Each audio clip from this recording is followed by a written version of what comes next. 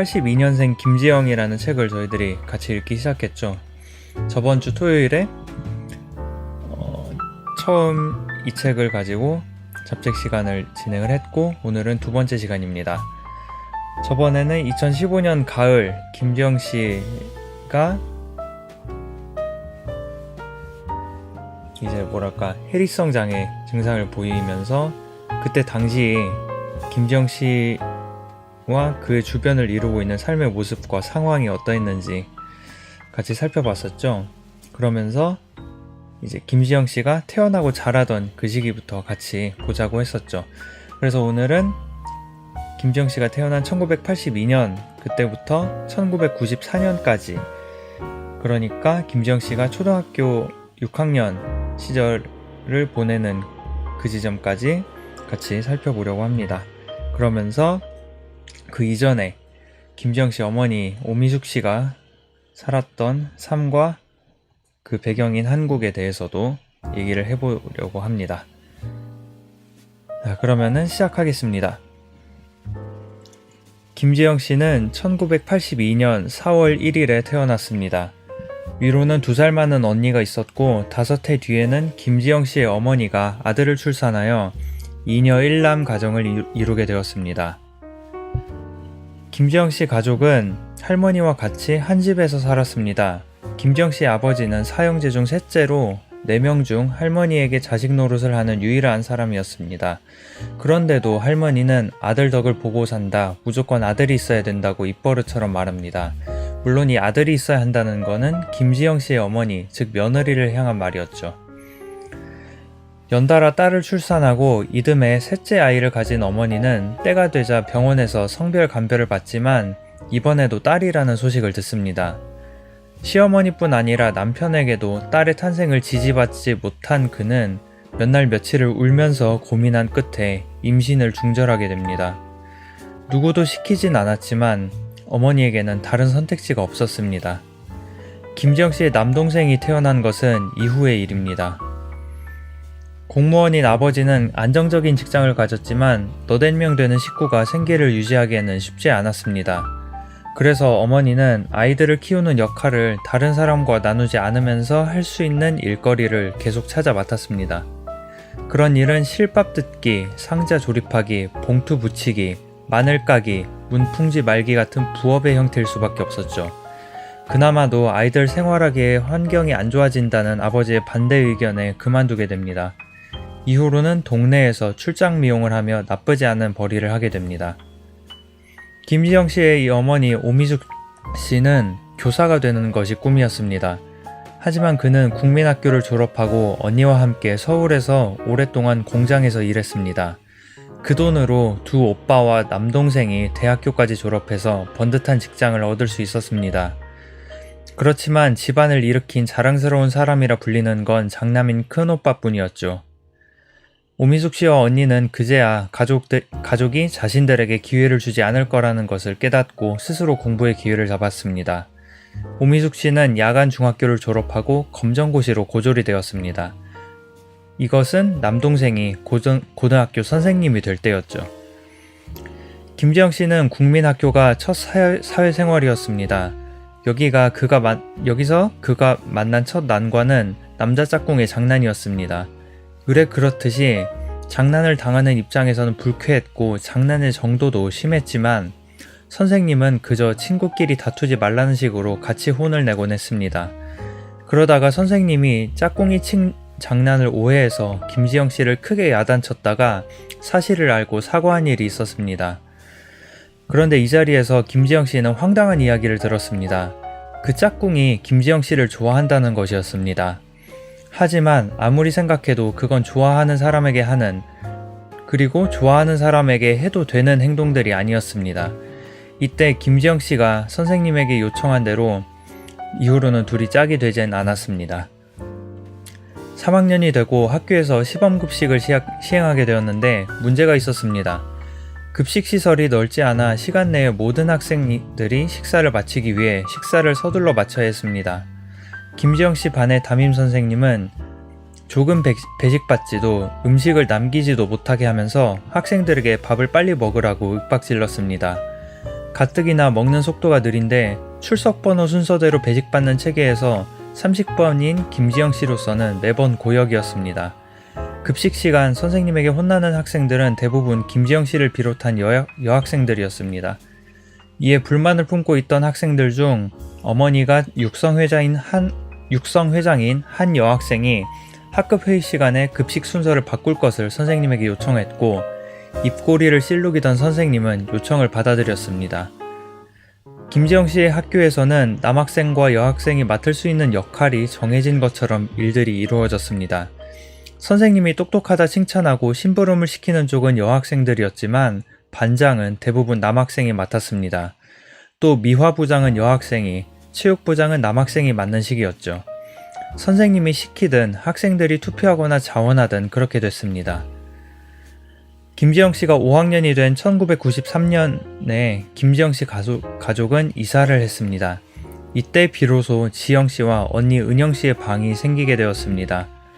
그리고 어머니는 몰래 모아온 돈으로 이 자매들의 방을 가구와 커다란 세계지도로 꾸며주었습니다. 네, 94년까지의 이야기는 이렇게 정리가 되는데요. 이 이면에 숨어있는 또 이 이야기에 녹아들어가 있는 그때 당시의 한국의 현실들은 어땠을까요? 먼저 김지영 씨가 태어날 때를 보죠. 김지영 씨가 태어날 때는 남아선호 사상이 지금보다 훨씬 더 보편적이었고, 또 그때 당시 이제 아이를 가지고 출산을 하는 그 당시에 그 젊은 부모 세대들에게 이런 남아선호 사상이 많이 강요되는 시기였죠.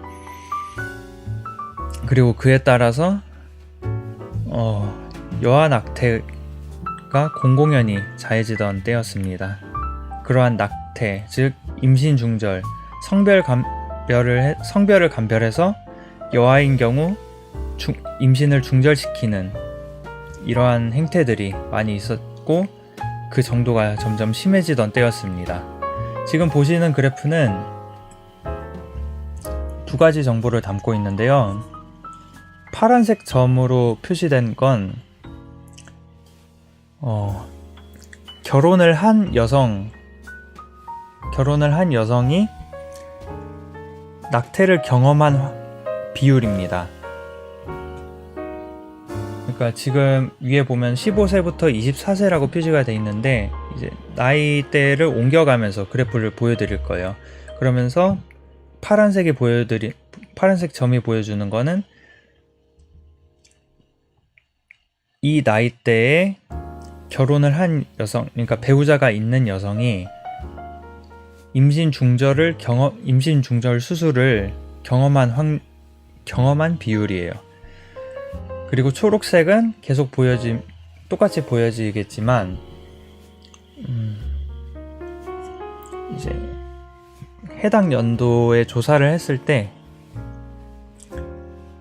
만 0세부터 만 4세의 인구에서 여자 100명당 남자의 비율입니다.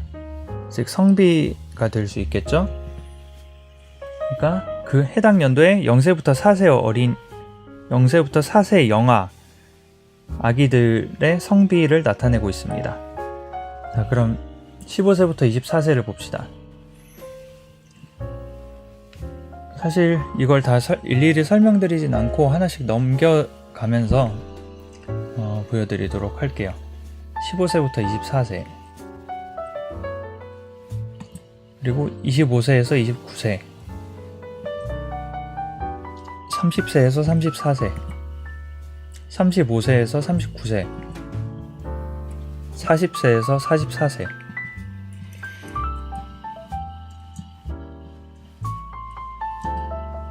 네, 그리고 이번에 나타난 파란색은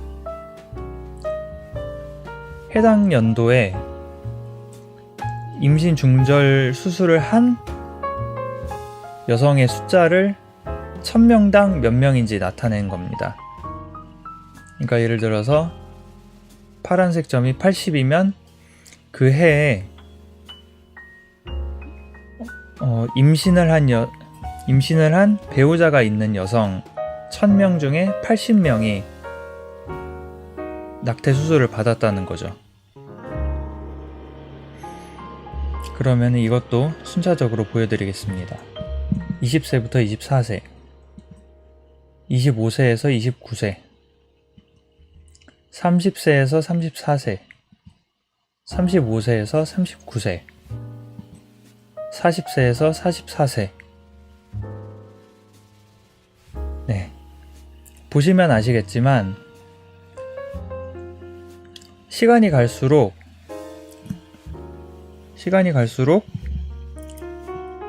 딱 그 시기에 각 해에 임신 중절 수술을 하는 사람은 줄어드는 것이 보통입니다.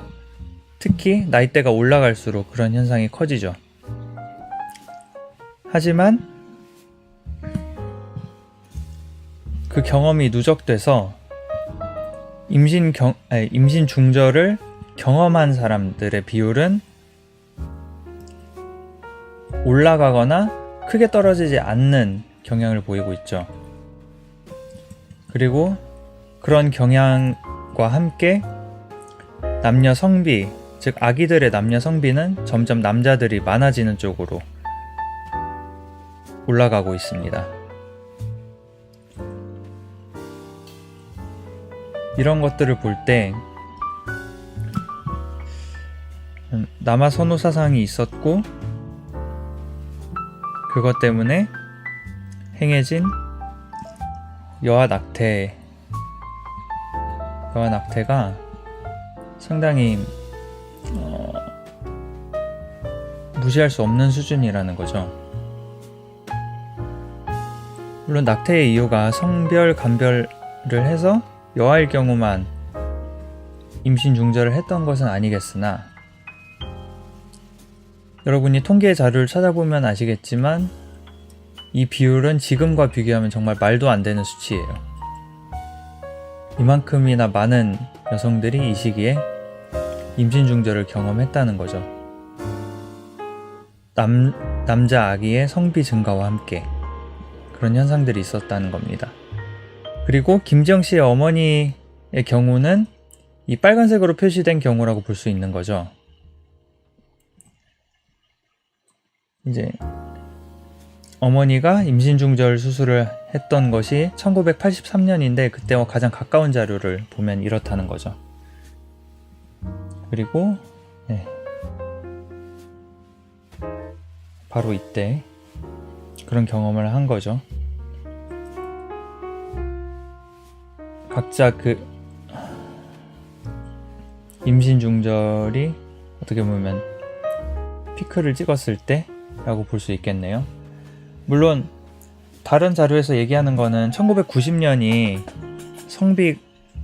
남녀 출생 성비가 가장 높은 피크를 찍었다고 하는데 그 자료가 여기에 직접적으로 포함되진 않아서 그게 분명하게 드러나진 않아요. 하지만 하여튼 이렇게 남아 선호 사상이 심각했고 이렇게 수많은 여성의 임신 중절을 강제하기까지 그런 현상이 나타났다 이거죠. 자, 그리고 김지영 씨의 어머니가 어린 시절 국민학교를 졸업하고서 남동생이 대학교를 졸업하고 고등학교 선생님이 될 때까지 일을 했던 그 시기를 살펴보도록 합시다. 이제 소설 내용을 근거로 추정을 했을 때 대충 1963년부터 1971년 이 정도의 시간으로 볼 수 있거든요. 물론 그 이후의 시간도 더 보면 좋겠지만 일단은 그 정도의 시간을 잡고서 한참 이제 김지영 씨의 어머니가 일을 했던 그 시기를 보는 거죠.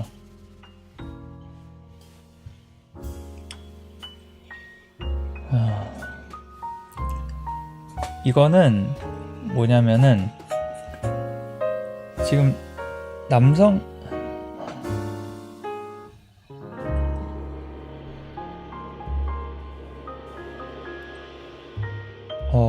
그러니까 이거는 남성의 남성의 각 나이대에서 경제활동에 참여하는 비율이에요.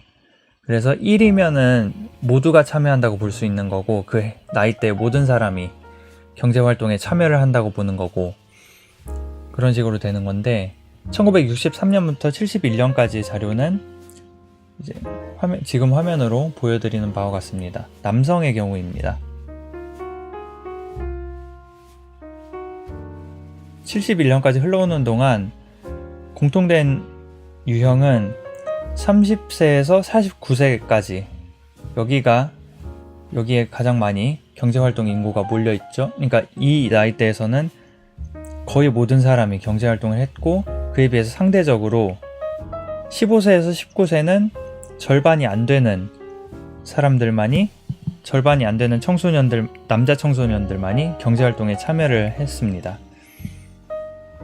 그러니까 이제 본격적으로 경제활동을 하는 20대 후반부터 정년퇴임하는 60세 미만까지의 비율에 비해서 상당히 낮은 걸 볼 수 있죠.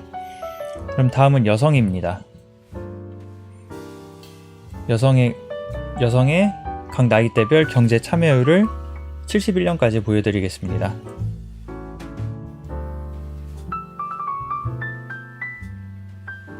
여기서 알 수 있는 건 뭘까요? 일단 기본적으로 여성의 경제활동 참여율이 남성에 비해서 한참 낮은 게 먼저 보이죠.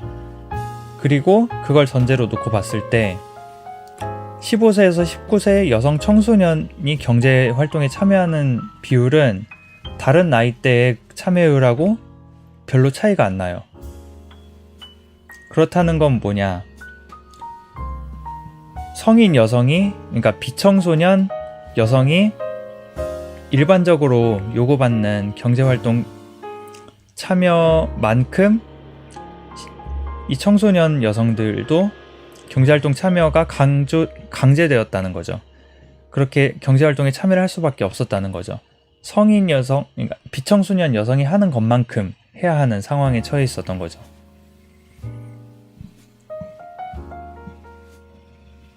이런 상황 속에서 이제 김정 씨의 어머니가 언니와 함께 공장에서 굉장히 열악한 노동 환경 아래에서 일을 하면서 집안의 남자들이 학교를 다니고 직장을 잡을 수 있도록 돈을 번 거죠. 자, 그리고 이것은 김정 씨의 어머니가 새 아이를 키우면서 했던 경제활동에 대한 이야기를 하려고 가져온 그래프입니다.